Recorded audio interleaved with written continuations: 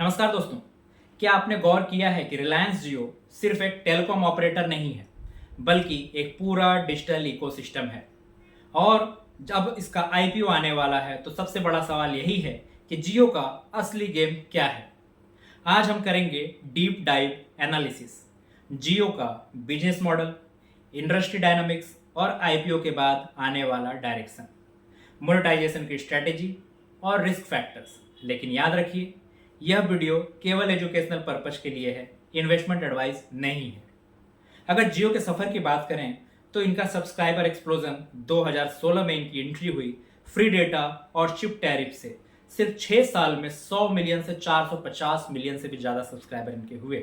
अब जियो भारत का सबसे बड़ा टेलीकॉम ऑपरेटर है। भारत में मोबाइल डेटा का मतलब है जियो की वजह से ही वो सस्ता हुआ और डिजिटल रिवॉल्यूशन और भी ज़्यादा एक्सेलरेट हुआ। अगर इंडस्ट्री डायनामिक्स की बात करें तो टेलीकॉम मार्केट का स्ट्रक्चर जियो और एयरटेल इन्हीं दो कंपनियों की वजह से। वोडाफोन आइडिया ये स्ट्रगल कर रहा है। डेटा कंजम्पशन एक्सप्लोजन 20 जीबी पर यूजर पर मंथ, वर्ल्ड का सबसे ज़्यादा। इंडियाज एपीआरयू जो है एआरपी वो काफ़ी लो है। इंडिया का सिर्फ 209 रुपया और यूएस का करीब $50। 5G रोल आउट अभी अंडरवे है। साथ ही गवर्नमेंट का पुश है डिजिटल इंडिया, यूपीआई, ओएनडीसी, यानी इकोसिस्टम डिमांड बढ़ा रहा है। मार्केट कंसोलिडेशन जियो और एयरटेल के लिए फायदे का सौदा है। Future growth data plus enterprise solution से आएगी, सिर्फ सिम कनेक्शन से नहीं आ सकती। फाइनेंशियल एनालिसिस की बात करें तो Q1 FY25 में एआरपीयू था 209, जो 2020 में 135 रुपये ही मात्र था। रेवेन्यू स्केल अगर देखें तो 41,054 करोड़ क्वार्टरली, एबीडेटा मार्जिन 40% से भी ज़्यादा और सब्सक्राइबर ग्रोथ स्लो डाउन हुआ है, लेकिन मोनेटाइजेशन तेज। अब गेम वॉल्यूम से वैल्यू पर शिफ्ट हो गया है। एआरपीयू इंप्रूव हो रहा है, जिससे प्रॉफिटेबिलिटी बढ़ रही है। इस आईपीओ का मकसद क्या है?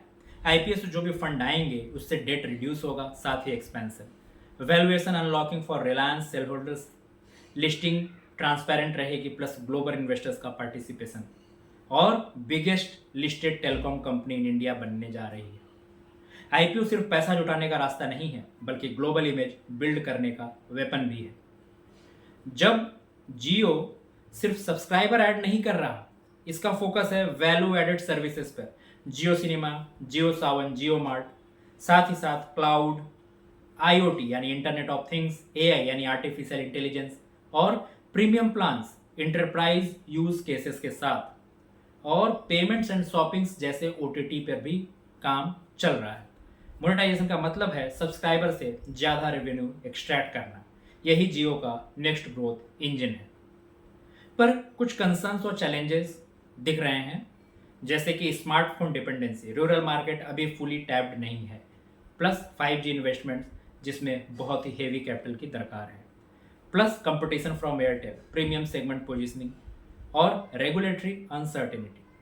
अगर एआरपीओ ग्रोथ स्लो हुआ तो वैल्यूएशंस पर दबाव आ सकता है।